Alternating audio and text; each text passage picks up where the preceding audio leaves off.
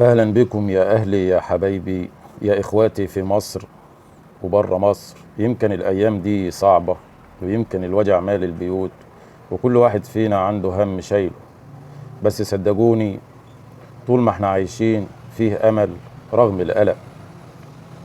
أنا مش جاي أدي دروس ولا أعمل فيها فاهم أكتر منكم.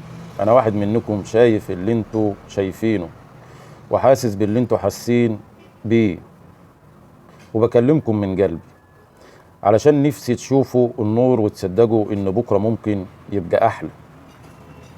يا اخواتي يا جيراني يا اهلي في الحواري وفي النجوع وفي البلاد، يا اللي قاعدين في مصر ويا اللي في الغربة، قلبكم هنا. احنا عيلة واحدة وكل اللي بيحصل في البلد دي بيمسنا كلنا، الغني والفقير والكبير والصغير. عشان كده تعالوا نفكر سوا ايه اللي ناقصنا وايه اللي لازم نعمله علشان بكرة احسن من النهاردة.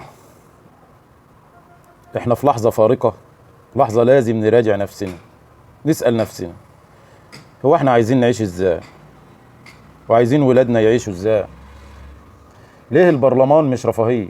البرلمان مش ديكور، البرلمان مش قاعدة وخلاص. البرلمان هو اللي بيحط القوانين اللي بتحكم حياتك كلها.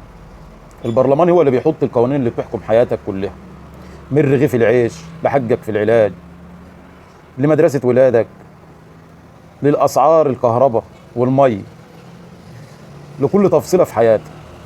اللي ماشي على رجليه في الشارع واللي راكب عربية واللي بيزرع واللي بيشتغل، الكل بيتأثر بالقوانين اللي بيطلعها البرلمان. يعني هنا النائب مش باشا، مش سعادة البيه، مش حد فوق الناس. النائب موظف عندك وبياخد مرتبه من جيبك، بياخد مرتبه من جيبك انت، ودي صحيح. دوره يحاسب الحكومة، يسأل الحكومة الفلوس راحت فين، يقول ده غلط وده صح، يقف في وش اي فاسد ويقف معاك لما تتظلم. ليه لازم ننزل؟ اللي ما ينزلش ينتخب يبقى سايب غيره يختار له، يبقى بيقول للفاسد اتفضل المكان فاضي، يبقى بيقول للي مش قد الامانه خد الكرسي ده مجانا. صوتك مش رفاهيه، صوتك سلاح، سلاح في ايدك. لو سبت السلاح ده ما تلومش غير نفسك. المعركه مش عاديه، دي مش انتخابات وخلاص، دي معركه وعي، معركه كرامه، معركه شرف. يا اما تنتخب الصح يا اما تنتخب صح، يا اما تفضل تعيط وتشتكي سنين لقدام. ما تقولش صوتي مش هيفرق، لا صوتك بيفرق. صوت واحد بيغير معادلة. صوتك ممكن يكون هو الفرق لمرشحين.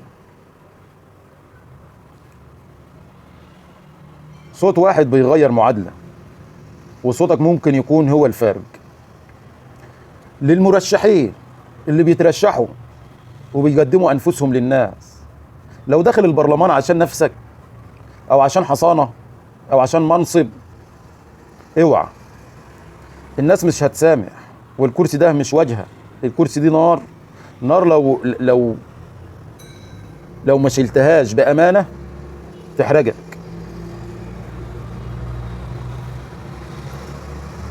والكرسي ده مش واجهة، الكرسي دي نار. نار لو ما شلتهاش بأمانة هتحرجك.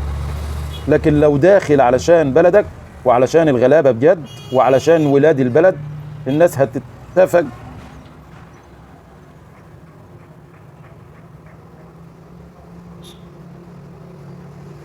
لو داخل علشان بلدك وعشان الغلابة وعشان ولاد البلد، الناس هتتفق وراك، الناس هتديك قوتها.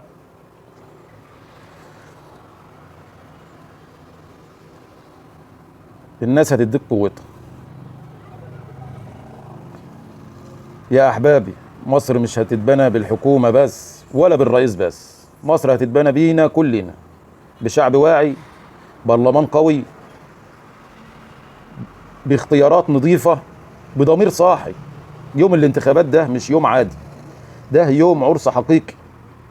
يوم مصر كلها تلبس جديد وتقول احنا بنبني بلدنا بايدينا. اوعى تفوت اليوم ده اوعى تسيب صوتك، اوعى تسيب مستقبل ولادك. صوتك امانه، ما تبيعهوش بالكرتونه، ما تبيعهوش بفلوس. ما تقعدش وتقول وترجع تلوم بعد كده وتعارض وتقول. المعركه معركه شرف، البرلمان مش سبوبه. مصر بينا احنا. انزل انتخب اللي يعبر عنك واللي انت شايفه صح واللي انت شايفه يعرف يشرع لك قوانين ويعرف يقف يحاسب الحكومه. انتخب الصح حتى لو مش هينجح. شكرا لكم مشاهدين قناه جسر الامل في كل مكان، ورغم الالم يحيى الامل.